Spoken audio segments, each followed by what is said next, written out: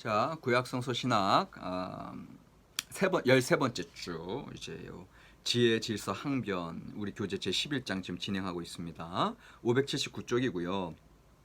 그래서 여기 이제 579쪽에 그 밑에서 다섯 번째 줄 본장을 공부하는 학생들로서 우리는 지혜 사상의 지적, 도덕적, 수사학적, 신학적 또 경험적 다섯 가지 이 성취에 대한 놀라움의 탄성을 자아내게 될 것이다.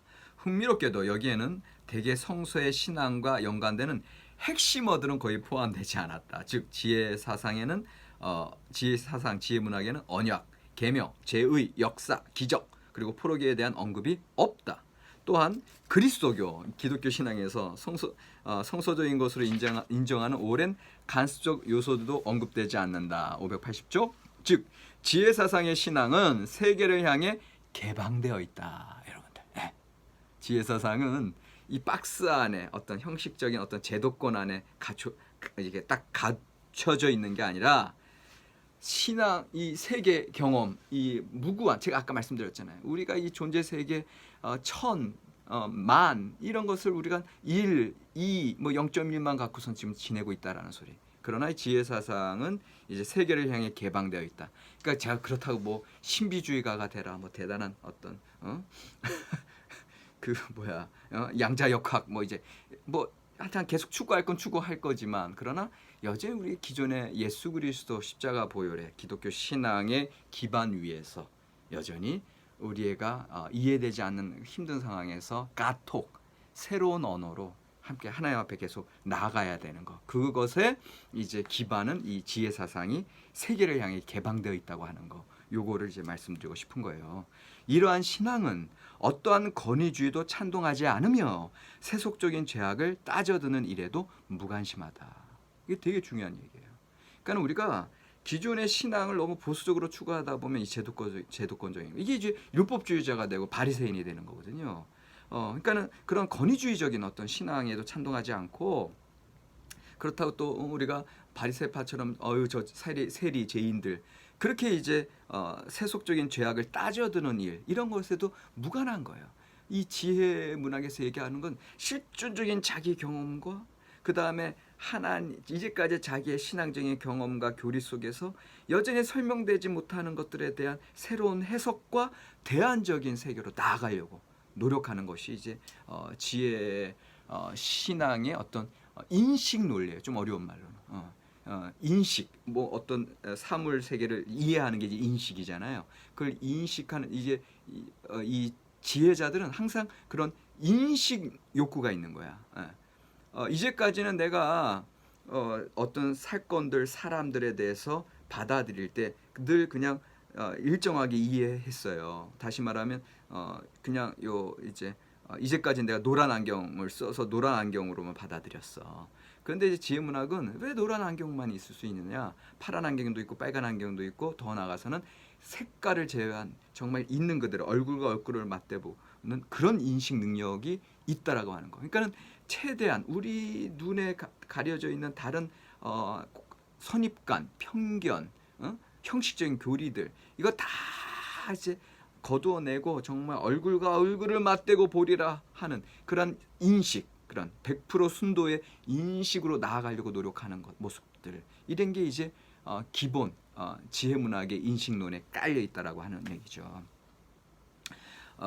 자, 그래서 여기 이제 그래서 580쪽에 대신에 지혜 사상은 하나님의 세계 안에서 살아가는 일이야말로 이제 하나님의 이 창조 세계 이 세계 안에서 살아가는 일이야말로 경축되어야 할 신앙의 경로임을 확신한다. 되게 다른 얘기죠. 우리 기독교인들은 이 세상은 공중권세 이제 우리가 이번 학기 이제 묵시문학 이제 진행하고 있는데 묵시문학의 세계관은 이 세계는 공중권세 사탄의 지배 하에 있는 거고 우리는 이제 하나님의 궁극적인 도래 종말론의 도래 이제 거기에서는 이제 이중적인 그래서 이 세상에서는 우리가 정말 소극적이 될 수밖에 없고 수동적이 될 수밖에 없고 어떤 면에서는 그러나 사실 그 종말론에서는 그 하나님의 시간표를 받아들이고 우리 적극적으로 생활하는 삶을 이제 강조하고 있는데 그런데 이제 어쨌든 그런 이원론적인 세계관과는 다른 모습 오히려 창조신학, 지혜 문학은 이 창조주 하나님이 창조해내신 이 세계가 하나님의 축복이요 선물이라는 거예요. 그 저기 전도서에 그 까르페 디엠, 현재를 붙잡아라라고 하는 그런 말씀들이 6군데나 나오고 있거든요. 거기서 보면은 이미 네가 먹고 마시는 거 하나님의 선물이다. 내가 젊은 시절에 얻은 아내와 더불어 그런 젊은 날을 아름답게 지내고, 그리고 너의 삶에 주어진 네가 하루에 할 수 있는 일이 있다고 하는 거 얼마나 감사한 일이냐. 그러니까 이게 이거예요. 이 하나님의 세계 안에서 살아가는 일이야말로 경축되어야 할 신앙의 경로임을 확신한다. 신앙의 권위적인 관습으로 인해 상처를 받은 사람들에게 지혜 사상의 가르침은 책임 있는 삶, 그리고 하나님과의 연합의 즐거움으로 이끌어주는 대안을 제공할 것이다. 이게 대안이 alternative, 대안이 나오는 거예요. 삶의 또 다른 영역보다는 이 삶에 우리가 이 묻혀버린 편견과 선입관과 우리의 기성적인 이해로 우리가 감추어져 있는 곳에서 눈을 떠서 실제 삶의 이 무수한 가능성이 있는 세계로 들어갈 수 있게 하는 것. 하나님의 창조자 하나님의 지혜 초청이다 그랬어요. 자, 이 상식 속에 배어든 하나님의 거룩한 뜻. 자, 여기 또 무슨 얘기 하려는지 아시겠어요? 상식. 예. 그러니까는 그런데 거기 속에 거룩한 뜻이 있다. 그러니까 이제 이 제목만 여러분들 이해하시면 여기 뭐 안 읽어봐도 돼. 예? 여기 580쪽에 여기 상식적 충고와 신비에 대한 칭송, 굵은 글씨로 돼 있죠. 이게 되게 중요한 얘기예요. 예. 그러니까 잠언서는요. 잠언서가 단순하게 이제 잠언서를 설명하는 파트거든요. 근데 잠언서가 단순하게 그냥 인생 격언, 부모들 어느 문화에서나 나올 수 있는 얘기들 있는 게 잠언이 아니라, 그러니까 이제 상식적인 충고죠. 그 상식적인 충고 속에 동시에 신비에 대한 칭송이 같이 있다 이거예요. 네. 그래서 이 잠언서는 여전히 우리의 신앙생활에 너무너무 귀한 하나님의 말씀이 되는 겁니다. 여러분들, 이 제목이 상식 속에 배어든 하나님의 거룩한 뜻이에요. 이걸 다른 말로 얘기하면 상식적인 삶 속에 하나님의 신비가 이미 들어와 있어요. 요거를 전도서처럼 표현하면, 전도서 3장의 용어를 빌려서 표현하면 우리의 매일매일 때에 영원한 삶이 들어와 있어요. 이걸 헬라적인 개념으로 얘기하면 크로노스의 시간적인 일상의 삶 속에 카이로스가 뚫고 들어와요. 이게 잠언서라는 거예요. 그러니까 여러분들 대단하지 않습니까? 그러니까 이제까지는 여러분들 잠언서 그냥 어르신들이랑 식사할 때 네 젓가락이 가는 걸 조심해라. 잠언서 그게 나온다니까. 그다음에 이제 교만은 패망의 선봉이다. 겸손해라. 부지런해라. 보증서지 말라. 뭐 이런. 근데 이 숱하게 이거 상식적인 수준이고 뭐 이게 성경 말씀에 나와 있어. 처음에는 좀 이상하게 생각할 수 있잖아요. 그런데 오히려 그 일상의 영역 속에 하나님의 신비가 들어와 있고 창조주 하나님의 세계 원리가 들어와 있는 거예요. 그러니까 여러분도 오해하지 마세요. 우리의 신앙이 뭐 대단하고 영적이고 어떤 죄로부터 구원받고 이제 이런 것으로 우리가 너무나 치중하다 보니까 이 일상의 삶의 영역을 놓치고 있어. 여러분들 크게 오산이에요.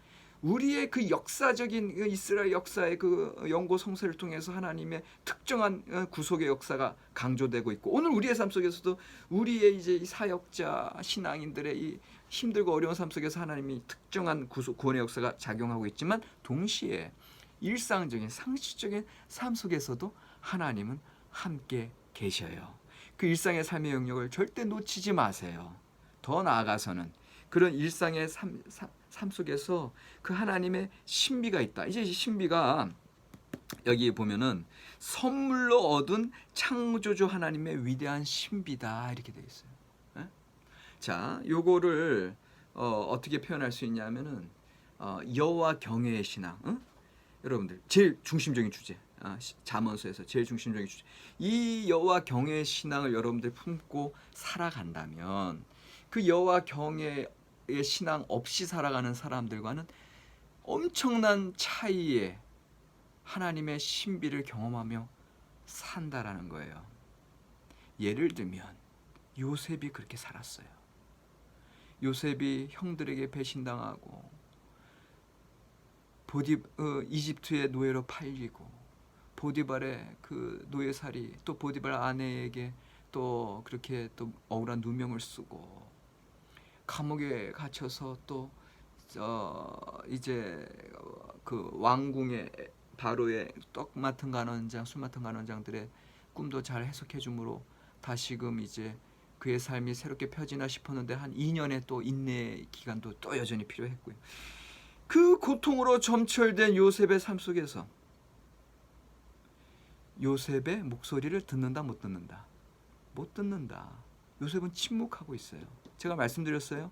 이 침묵은 수사학적인 기술이에요. 일부러 목소리를 안 들려줘요. 우리 성경의 저자들은. 그러다가 요셉이 목소리를 냈을 때 어떠한 고백을 해요? 나를 이곳에 보내신 이는 당신들이 아니요 하나님이십니다. 이렇게 고백한다니까요.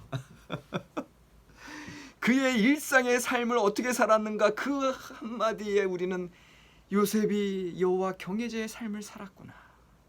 그리고 요셉은 우리가 늘 겪는 그 일상의 삶이 아닌 하나님의 신비 가운데 하나님의 말씀과 꿈의 성취의 삶을 살았구나. 이걸 알 수 있잖아요. 잠언서가 우리에게 이야기해주는 상식적인 삶 속에서 여호와 경외의 신비로 함께 나아가라는 것을 지적해 주는 거예요. 이삭이 그렇게 살았어요. 이삭이 한 우물만 파 내려가잖아요. 그랄당 목자들이 우물 뺏어가잖아요.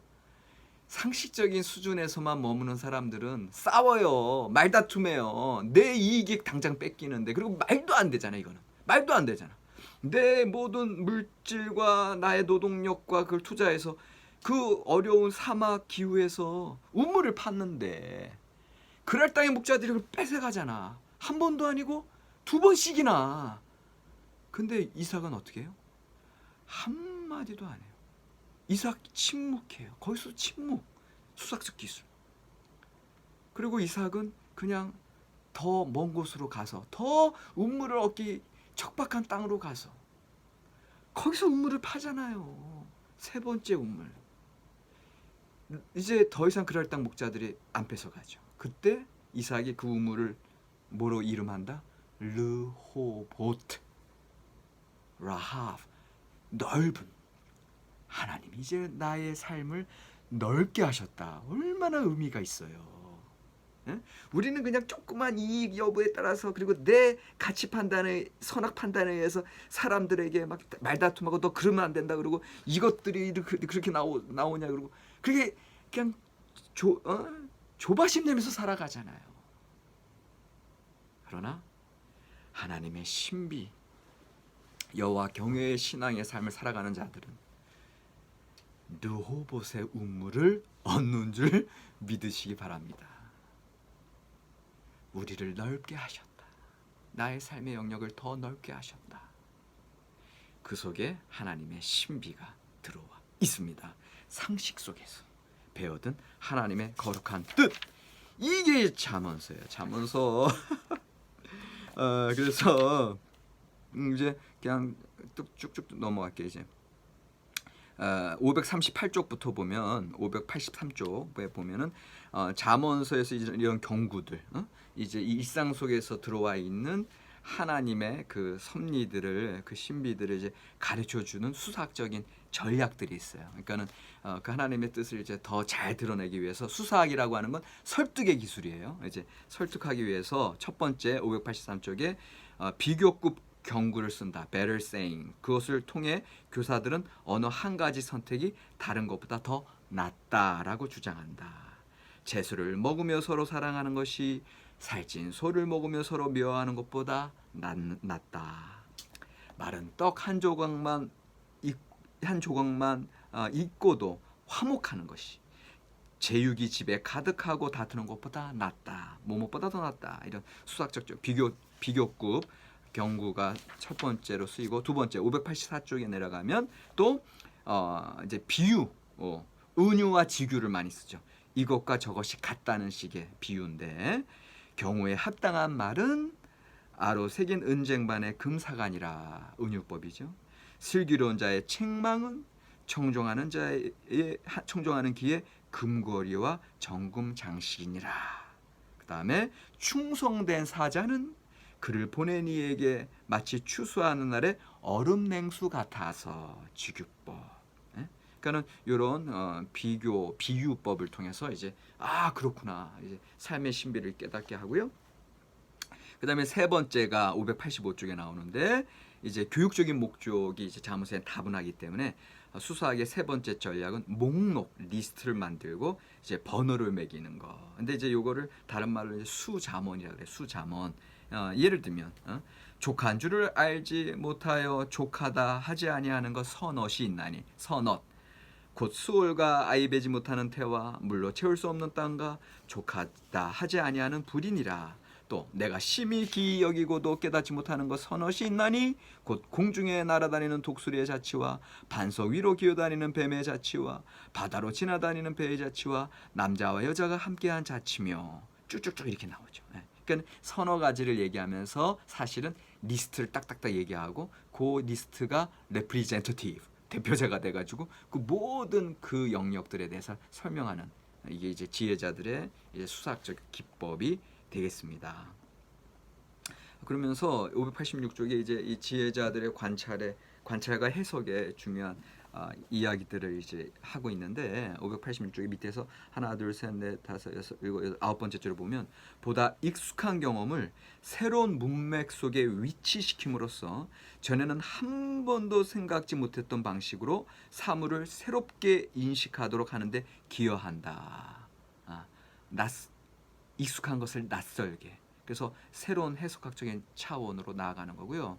여러분들, 제가 지금 계속 얘기하는데 우리가 삶의 그 존재적인 다양성들이 무수한데도 불구하고 우리는 기존의 간섭, 나의 특정한 상황, 내 이해하는 방식으로 그냥 0.001 아주 소수만 여러분들 인식하고 체득하고 살아가고 있거든요.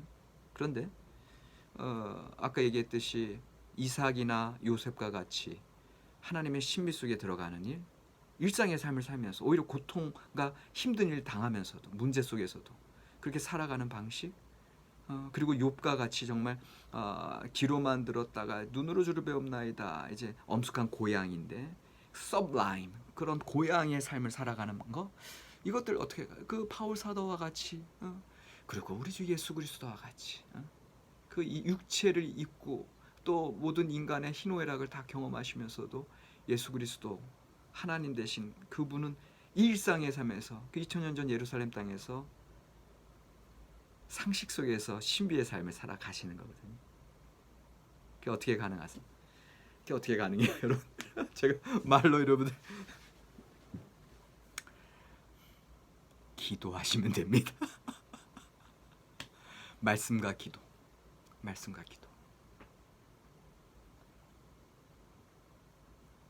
기도하려고 눈을 감는 순간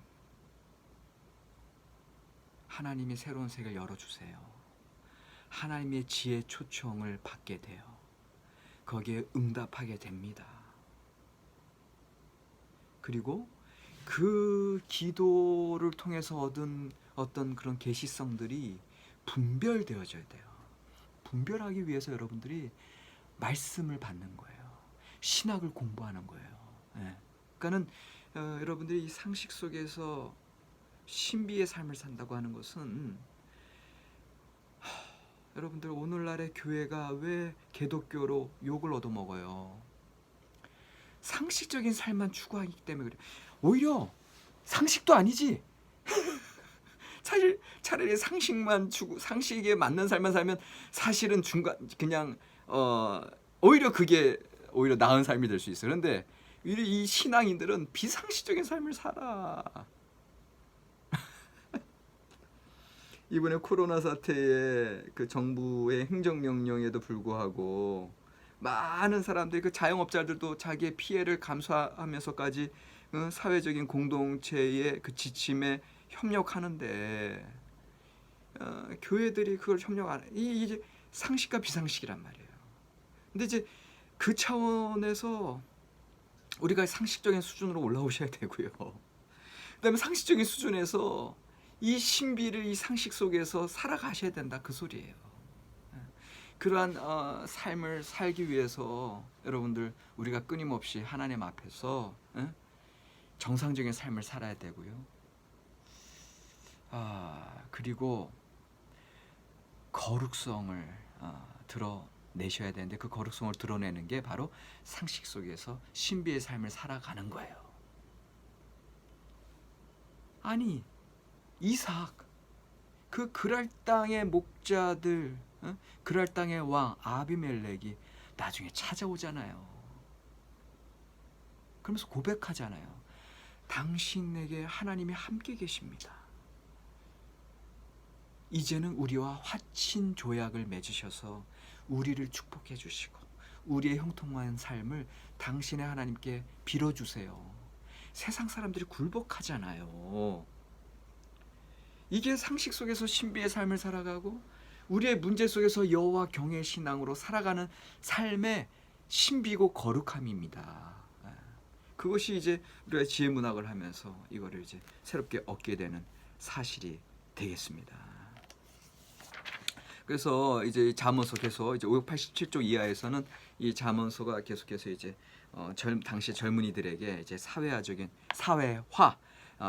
균형과 통제를 위해서 그런 이제 하나님의 이 세계의 창조주의 원리, 창조 질서의 원리들을 가르쳐 주면서 이들이 일상의 삶뿐만 아니라 또 신앙생활에 있어서도 그들의 삶 속에서 그런 하나님의 뜻에 합한 삶을 이제 살아가게 하는 그러한 작업, 사회화 작업을 하고 있다라고 하면서 589쪽에서 이제 드디어 신종론에 대한 주제가 나와요. 589쪽의 네 번째 줄에 잠언서에 나타나는 많은 잠언들의 모음은 공동체를 위한 신종론을 제공한다. 근데 이제 여기서 잠언서에서 얘기하는 신종론은 인과응보적이에요. 콩 심은 데 콩 나고 팥 심은 데 팥 나고 의인은 축복받고 악인은 벌을 받는다. 상선, 벌, 악에 대한 것들이 쭉 나오고 있죠. 그러니까 잠언서의 사회화 작업이라고 하는 것은 이제 젊은이들에게, 다음 세대들에게 하나님의 말씀 따라 그 율법 따라 살아가고 그 윤리적인 삶을 이제 살아가게 하는 것, 이것들을 이제 깨우쳐 주는 게 이제 잠언서가 되겠습니다. 그러면서 590쪽에 왕실과 서기관의 이제 기능에 대해서 나옵니다. 자, 여기서 이제 서기관을 이제 여러분 듣는 순간 이제 지혜자들, 현자, 지혜 그룹을 여러분들 생각하셔야 돼요. 자, 구약 성경에 3대 리더십이 있어요. 구약 성경의 3대 리더십은 뭐냐면 제사장, 예언자, 현자입니다. priest, 제사장, prophet, 예언자, 그리고 sage, S-A-G-E, 현자, 지혜자. 이게 3대 리더십이에요. 근데 이제 우리는 그 제사장들, 그다음에 예언자들은 이제 많이 알고 있는데 현자들에서는 잘 몰라요. 그런데 이 현자들이 실제로 그 물밑에서 그 성경의 형성 과정과 성경의 모든 정승들을 받아들이고 개혁시키고 삶에 적용시키고 실천하고 또 다음 세대에 전달해 준 것은 현자들이에요. 이 서기관들의 기능이에요. 그래서 우리가 지혜 문학을 보면서 이제 이분들의 기능들을 쭉 보게 됩니다. 그래서 591쪽에 이 잠언서의 구성이 잘 나와 있고요. 그 다음에 잠언서가 이제 모음집 중에 모음집인 거. 근데 이런 모음집을 감당하는 것 자체가 왕실의 장려하에 이제 촉진되는 것이고, 그리고 그 왕실에서 일하는 그 서기관들이 이제 그런 지혜자 집단들의 이제 그룹들이 되는 거죠. 그러니까 결국은 이 잠언서, 그다음에 욥기, 전도서 같은 경우는 이제 이런 지혜자들의 어떤 그런 작업들의 결과로서 이제 나오고 있는 것으로 이렇게 보시면 되고요. 그다음에 참 중요한 내용이 이제 594쪽, 595쪽에 이제 나오는데 일단 이제 594쪽에서는 이런 이 서기관들의 그룹의 이제 역할들. 그래서 이제 중간에 보면 주전 587년 예루살렘의 공식적인 제도가 무너지면서 이제 그들의 영향력, 서기관들의 영향력. 왜? 공식적인 제도가 무너지면서 제사장들 그룹이 이제 몰락하게 되고 예언자들 같은 게 거짓 예언자들이 그렇게 많이 나타나고 결국은 왕이 사라지고 이런 공백들 가운데 왕을 대신하여 활동하는 사람들 또 그러한 일을 맡게 된 사람이 서기관들이었다. 실제로 주전 5세기에 이르기까지 유대 사회는 거의 서기관들의 사회가 되다시피 했다. 근데 이제 이 5세기면 무슨 얘기예요? 구약 말기, 포로기 이후까지. 그러니까 포로기 시대 포로기 이후에 이 성경 형성이 중요한 시점인데 그때 활동했던 이들이 서기관들이에요. 그러니까 지금의 우리의 성경은 이 서기관들 지혜 그룹들이 없었으면 우리 손에 올 수가 없었어요. 그러니까 이 지금 지혜 그룹에 대한 공부가 얼마나 중요한가 여러분들 좀 보고 계시고 그다음에 595쪽에 보면은 참 이 지혜 사상을 두 가지 방향으로 설명해요. 실용적이다, 송영적이다. 되게 중요한 얘기예요. 이제 실용적이라 했을 때 아까 얘기했던 부와 장수와 명예 이제 이런 것도 잠언서에서 실용적으로 프로그매틱하게 얘기된다면 송영적이 닥사로지컬 왜 지혜 찬양이 있거든요. 그러니까 하나님의 창조주의 지혜가 온 만물에 깃들어 있다. 만물의 그 창조 섭리가 드러나 있다. 그래서 이 창조의 이 지혜의 하나님을 찬양하는 송영이 이제 잠언서 8장에서도 나오고요. 욥기 28장에서도 나오고요. 이런 송영적인 삶. 그리고 사실 송영이라고 하는 것은 상식적인 삶에서 신비의 하나님의 약속을 이루어 나가는 과정 속에서 결국은 송영이거든요. 찬양의 삶으로 이삭도 그랬고 요셉도 그랬고 바울사도도 그랬고 우리 오늘날의 이 찬양의 어떤 절정 하나님의 뜻의 성취 여전히 지혜문학에서도 그런 송영적인 삶으로 고백되고 있다라고 하는 거 이거 쭉 그 뒤에 설명이 되어 있습니다. 자, 두 번째 시간은 여기까지 하고요. 그 다음에 이제 세 번째 시간 넘어가도록 하겠습니다.